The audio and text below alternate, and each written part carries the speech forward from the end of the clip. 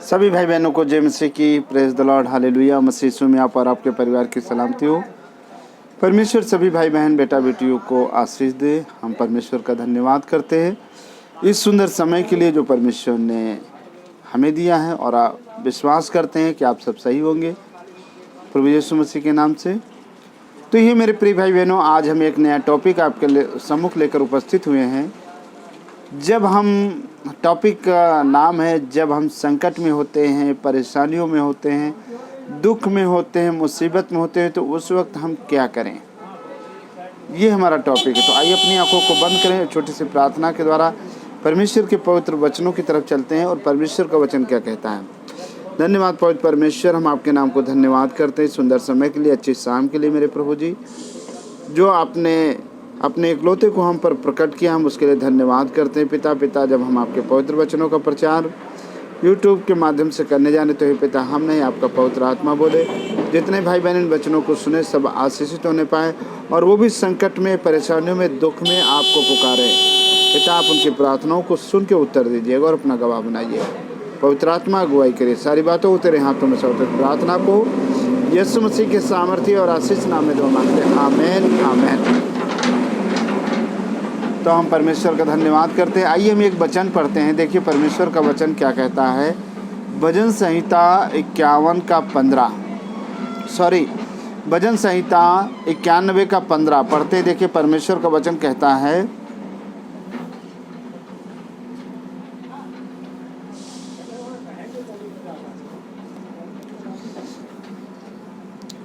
जब वह मुझको पुकारे तब मैं उसकी सुनूंगा। यानी परमेश्वर का वचन कहता है, जब वह मुझको पुकारे तब मैं उसकी सुनूंगा, संकट में उसके संग रहूंगा, मैं उसको बचाकर उसकी महिमा बढ़ाऊंगा। हालेलुया। परमेश्वर अपने वचन को पढ़े और सुने जाने पे आशीष दे। ये मेरे प्रिय भाई बहनों, जब आपके जीवन में संकट हो, दुख हो, मुसीबत हो, परेशानी हो, तो उस वक्त आप अपने परमेश्वर, अपने सृजनहार को पुकारें। परमेश्वर कहता है कि मैं संकट के समय मैं तुम्हारे साथ रहूंगा, और मैं तुम्हारी पुकार को सुन करके तुमको बचाऊंगा, तुमको छुड़ाऊंगा, तुम्हारे दुख को दूर करूंगा, तुम्हारी मुसीबत को दूर करूंगा, और तुम्हारी महिमा बढ़ाऊंगा। हालेलुया।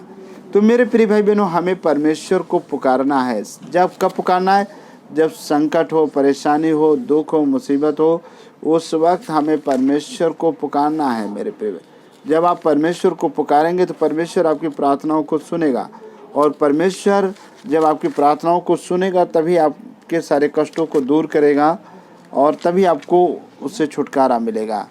आइए एक आयत और पढ़ते हैं परमेश्वर के वचन से। व्यवस्था विवरण और उसकी अध्याय नंबर 31 और आयत नंबर 6 में देखिए परमेश्वर का वचन क्या कहता है। वचन में लिखा है, तू हियाव बांध और दृढ़ हो, उससे न डर और न भयभीत हो, क्योंकि तेरे संग चलने वाला तेरा परमेश्वर यहोवा है, वह तुझको धोखा न देगा और न छोड़ेगा। हालेलुया। मेरे प्रिय भाई बहनों, हमें क्या करना? हमें हियाव बांधना, हिम्मत से, धैर्य से कार्य लेना, अपना आपा नहीं खोना है।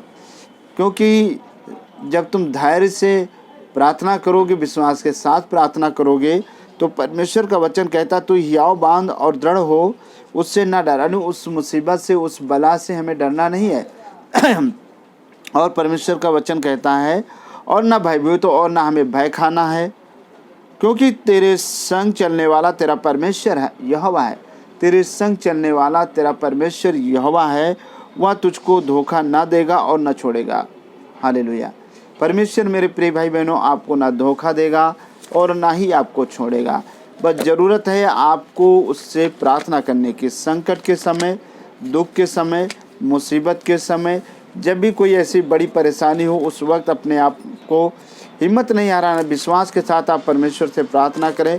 परमेश्वर आपकी प्रार्थनाओं को सुनेगा। तो कहता है कि मैं तुझे छोड़ूंगा नहीं। परमेश्वर छोड़ने वाला नहीं है मेरे प्रिय भाई बहनों।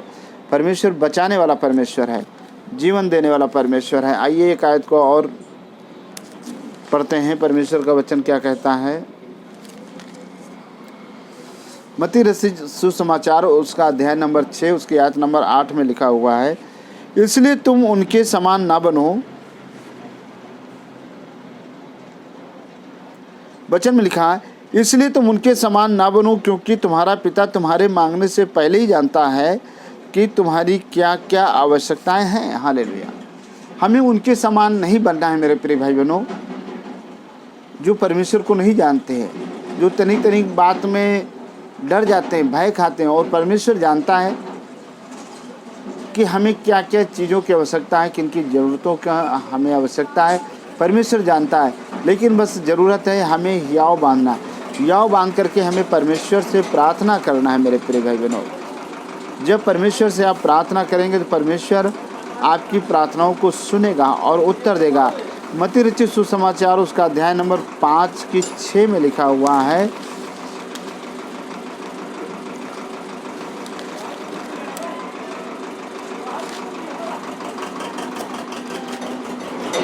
यहाँ पे लिखा हुआ, धन्य है वे जो धार्मिकता के भूखे और प्यासे हैं, क्योंकि वो तृप्त किए जाएंगे।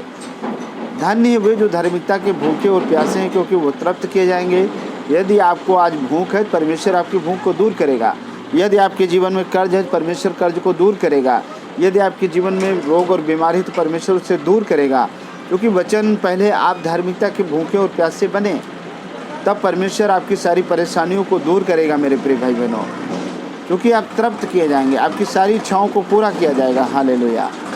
आइए एक आयत और पढ़ते हैं, इब्रानियों की पुस्तक और उसका आयत नंबर 6 और उसका अध्याय नंबर 6 और आयत नंबर 11 पढ़ते हैं।